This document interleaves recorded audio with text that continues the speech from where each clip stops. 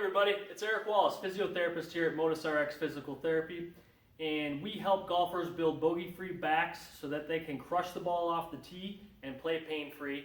And today I want to talk about one simple reason why a lot of us are struggling with back issues because of or during or after golf.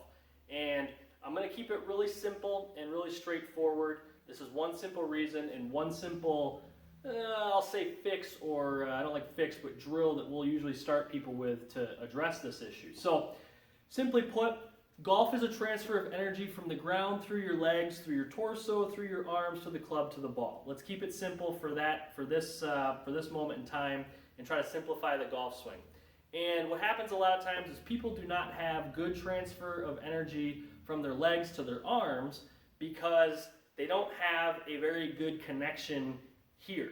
So because of a lack of engagement or a lack of an activation or just a lack of control through this zone, the transfer does not get efficiently from here to here, and usually in the golf swing, the low back is where a lot of that stress is going to fall, and we don't necessarily always like that with rotation and everything else that comes with it.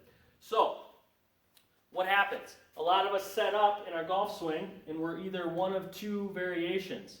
We tend to stick our tail out and arch our low back, or we tend to keep our back a little flatter and curve our upper back. Either way, we do not have a very good connection of our core between our legs and our upper body through here, okay?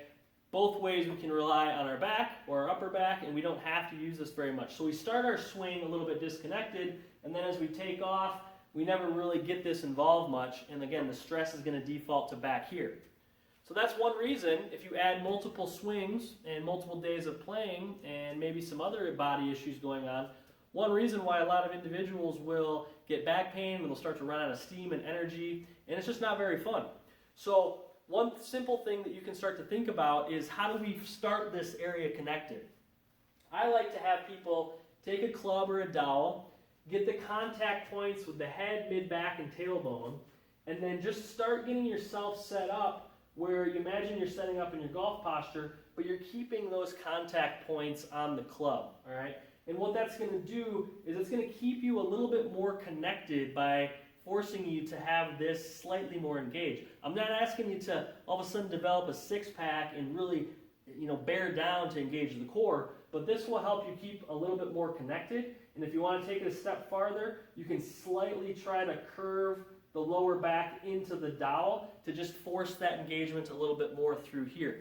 That way, as you take off with the swing, you're starting engaged, and you're not letting that, as that energy comes from the legs to the upper body, you're not letting that core disconnect, and therefore the stress can kind of transfer through the front of the core and some of this zone instead of always back here. And that's how we like it with the golf swing, so you can swing as many times as you want, day in and day out, and not have the low back start to give you grief, which causes a lot of energy suck and just not being very enjoyable for the golf game in general. So if you have any issues with low back pain or you have more questions about this, feel free to leave comments below. We're here for you. We're happy to help. We deal with golfers with back pain that are frustrated and angry, and we help them get back to the course and doing what they want whenever they want. So leave some comments below, and I appreciate you watching today and getting something from this information, hopefully.